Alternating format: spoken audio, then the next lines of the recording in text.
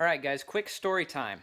I am working on the house here, tearing down some drywall in the basement, and I found something, and it's kind of interesting.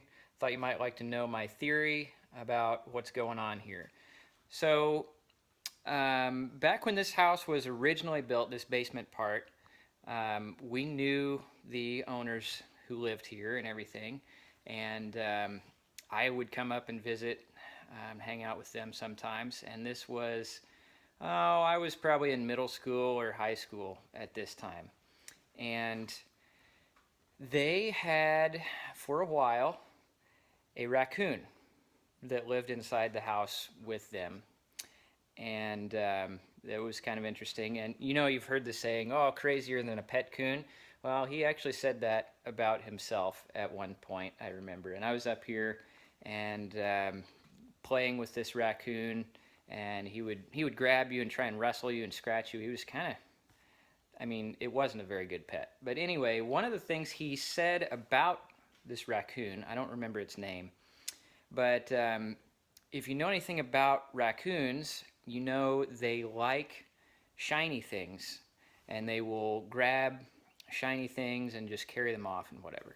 And so he was talking about how the raccoon would grab the silverware and different things like that.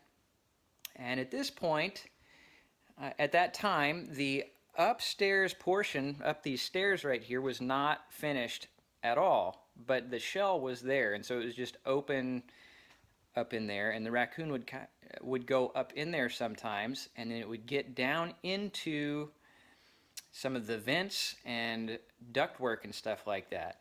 And he thought that the raccoon had taken silverware and things like that and stashed them all through the ductwork and everything. And so I have known about that this entire time since we've been working on this house here. And I've been keeping my eye out for any evidence of this raccoon. And I have not found any until now. Now I was hoping I would find silverware. I haven't found anything like that yet. But I was tearing out this ceiling drywall, and you see all of these are insulated like that, but you know, this is supposed to be a bat like that, fiberglass up in there. And I noticed this one was a little funky, and pulled the paper off down there, and it was just the paper backing. This little pile right here is all of the fiberglass insulation that I pulled out from this huge strip. So I'm pretty sure that this was evidence of that raccoon.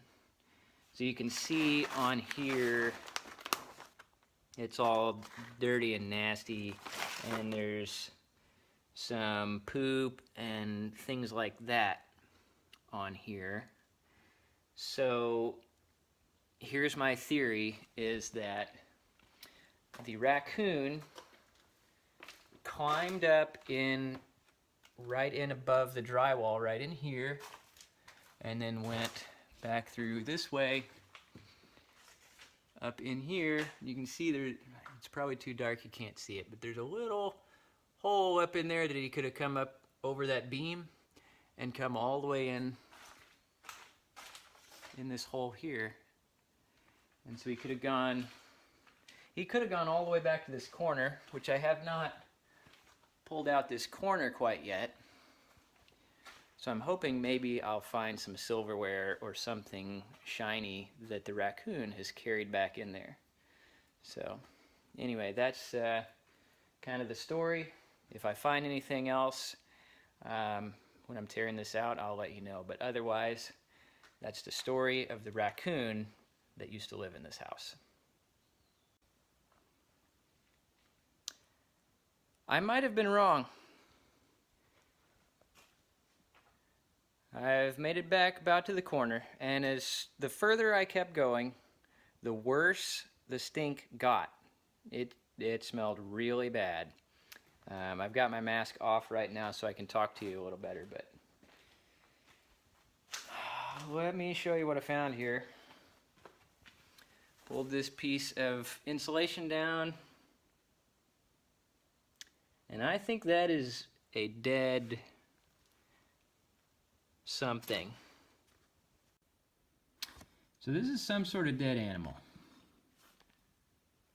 I think. Oh yeah. What is this?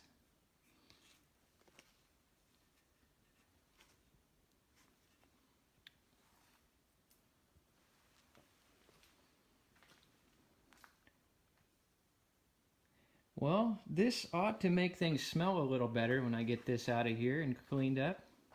I still can't tell what it is.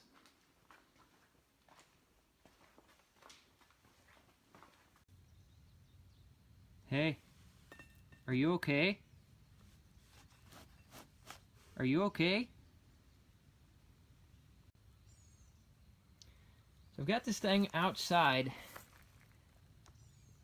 I still can't really tell what it is. There. I think it's a possum. So that was pretty awful. But on the bright side, I'm glad we had decided to tear all this ceiling down. So we found that. Gross. So now the question of how did that get in here come up. So if you remember from the beginning of this whole project, this place was run down for quite a while, and as it was abandoned for a good while, this door, this sliding glass door, was left open.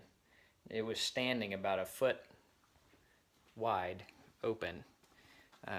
One of the first times we came up and looked at this place. And so that's probably how he got in here. He just walked right in the door. And it was, I don't know how long. It couldn't have been, well, with the rotten freezers and everything stinking like rotten meat and things like that, maybe we didn't notice that smell because of the other smells and just the moldy smells and everything like that. We just probably didn't notice that.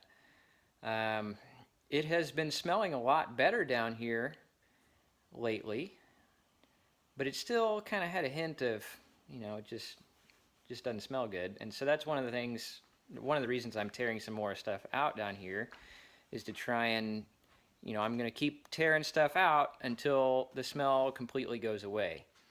And that spot right there, this stuff, that should help with that process. So anyway, that's my excitement for today. So thanks for watching.